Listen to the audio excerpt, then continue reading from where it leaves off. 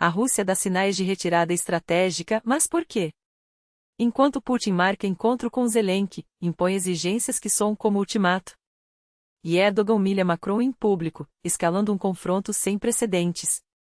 O que está por trás dessas movimentações?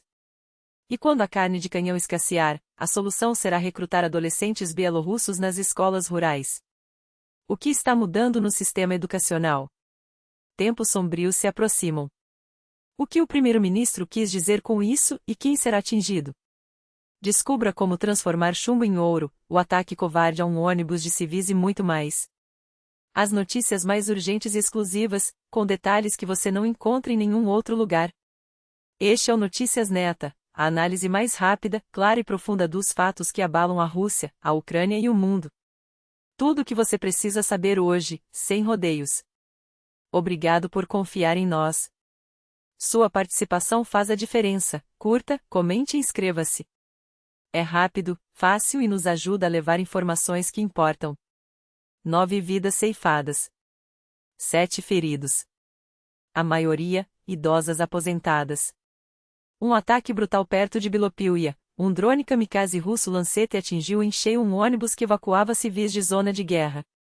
Não foi um erro, foi crime premeditado. A Polícia Nacional e a Administração Militar de Sumi confirmam, o alvo foi escolhido a dedo, com inteligência de drones de reconhecimento. Uma violação flagrante das leis humanitárias internacionais. Putin aceita conversar com Zelensky, mas com condições. Claro, não foi ele quem anunciou, seu porta-voz, com aquele bigode característico, transmitiu a mensagem. Tudo é possível, dizem, mas primeiro ele deve negociar com nossos heróis de papel. Uma reunião só aconteceria se as delegações chegassem a acordos prévios. E adivinhe? Nenhuma mudança na equipe negociadora. A Rússia, porém, promete enviar uma lista de demandas para cessar fogo. Quais seriam? Alguns pontos já vazaram: retirada das tropas de territórios que, de repente, Moscou passou a chamar de seus. Propagandistas russos chegaram a ameaçar: se os 4 novos regiões russas não forem reconhecidos agora, na próxima serão 6. Fontes próximas às negociações confirmam. E não para por aí, abandono da OTAN e redução drástica do exército ucraniano também estão na mesa. O que mais pode estar nessa lista? Deixe sua teoria nos comentários, quem sabe você acerta. Os invasores admitem, estão no limite. Imagens recentes do movimento Partizan Zates mostram a base de Sevastopol quase vazia. Equipamentos militares foram retirados às pressas, restando apenas alguns caminhões novos e poucos soldados. No lugar, mulheres e idosos fazendo limpeza. Para onde foi toda essa maquinaria? Para a linha de frente, onde a escassez de armamentos é crítica. Os dados já foram repassados às forças ucranianas, quem sabe não viram alvos em breve. Trump quer lições de persuasão, com Zelensky. Em entrevista à Fox News, o ex-presidente americano surpreendeu: para ele, o verdadeiro obstáculo à paz não é Putin, mas o líder ucraniano. Zelensky não tem mais cartas na manga, declarou. Ele é o melhor vendedor do mundo, melhor que eu. Vai a Washington e sai com 100 bilhões de dólares. Toda vez. Agora, conseguiu só 60 bilhões de dólares. Não é só enviar cheques, a Europa já gastou 100 bilhões de dólares, e nós, 350 bilhões de dólares. Trump ainda revelou ter tido uma conversa difícil com Zelensky, que, segundo ele, não facilitou as coisas. Curiosamente, quando lembrado de um post seu pedindo que Putin parasse a guerra, ele desviou: acho que Putin está cansado e quer negociar. Uma virada de discurso que intriga. Por que Trump muda de opinião tão facilmente sobre quem é o verdadeiro vilão desse conflito? Dias ainda mais duros estão por vir. O alerta veio do primeiro-ministro polonês após conversa com Trump: a Rússia sabotou as negociações em Istambul e rejeitou qualquer trégua. Sua posição não é nem um pouco construtiva, afirmou. Preparem-se, o pior ainda não passou. As condições impostas por Moscou foram rejeitadas não só por Kiev, mas por toda a coalizão: Polônia, Alemanha, França, Ucrânia e Reino Unido. E agora, outro abalo: os Estados Unidos anunciam retirada de tropas da Europa. Aliados ficam em estado de choque: quem ocupará as bases vazias? Como garantir a segurança do continente? As discussões começarão no final do ano, dentro da estrutura da OTAN, para evitar brechas na defesa. Nada foi oficializado, mas a decisão parece inevitável. Há 30 anos os Estados Unidos querem reduzir sua presença aqui.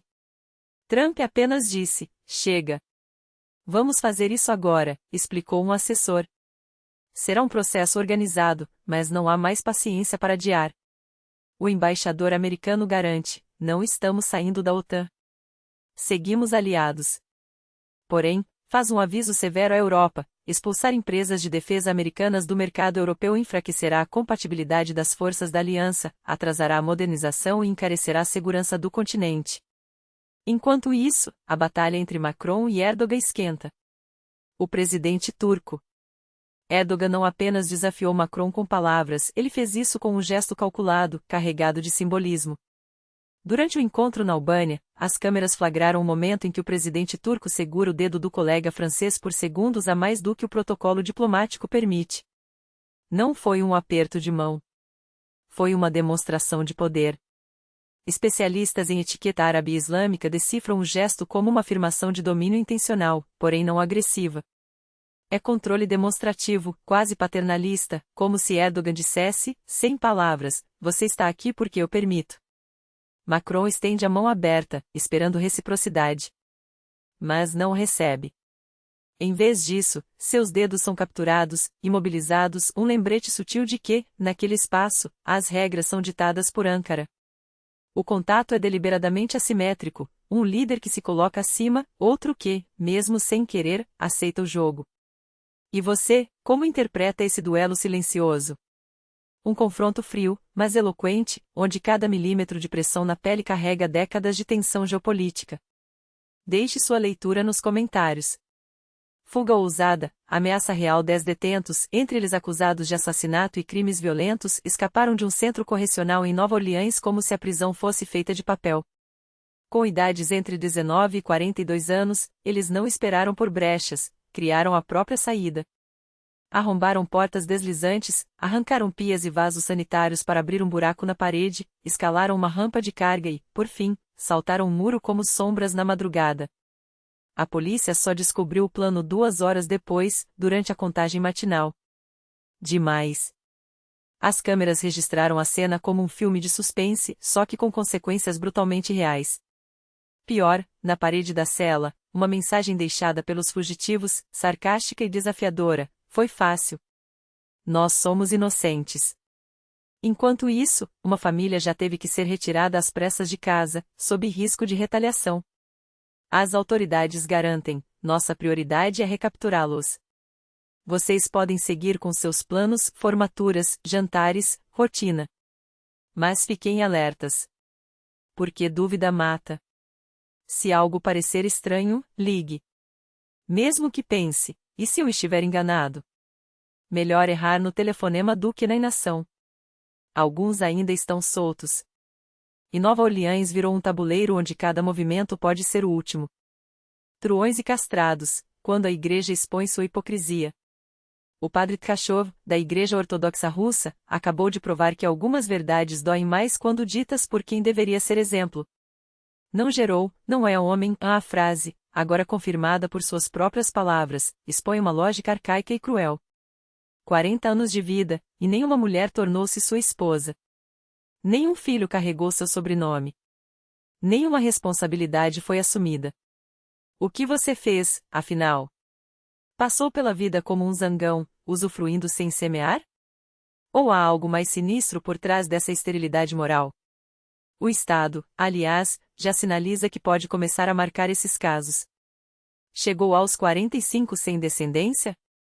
Traga um atestado. Do que, exatamente? A pergunta é incômoda e proposital. Belarus forma soldados desde a escola. A partir de 2026, todos os alunos do 10º ano no país serão obrigados a passar por treinamentos de campo de 10 dias.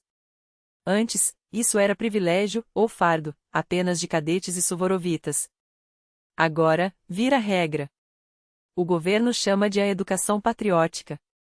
Na prática, é preparação para a mobilização. Há anos, jovens em academias militares já passavam por simulações de combate após o ensino médio. o modelo deu certo para os propósitos de Minsk. Com a guerra da Rússia na Ucrânia se arrastando e as ameaças crescentes à Polônia e aos países bálticos, Lukashenko não esconde as intenções, está forjando uma reserva humana para os caprichos do Kremlin. A escola virou quartel. E os adolescentes, peões de um xadrez que nem sabem que estão jogando. A alquimia do século XXI, o CERN transformou chumbo em ouro. Não é magia. É física nuclear no seu limite. Cientistas do Grande Colisor de Hadrons conseguiram, pela primeira vez, alterar a estrutura atômica do chumbo até que seus núcleos se comportassem como os do ouro. Não é um truque químico, é transmutação em escala quântica. Por enquanto, em quantidades microscópicas e dentro de laboratórios. Mas o feito é histórico, o sonho alquímico, perseguido por séculos, finalmente se realizou. Não com poções, mas com colisões de partículas a velocidades próximas à da luz. O chumbo virou ouro. E a ciência, mais uma vez, provou que os limites são apenas desafios mal resolvidos. Obrigado por confiar neste espaço. Seu engajamento, likes, comentários, inscrições, nos impulsiona a trazer mais.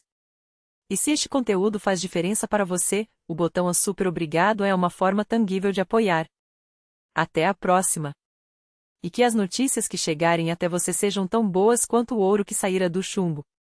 Música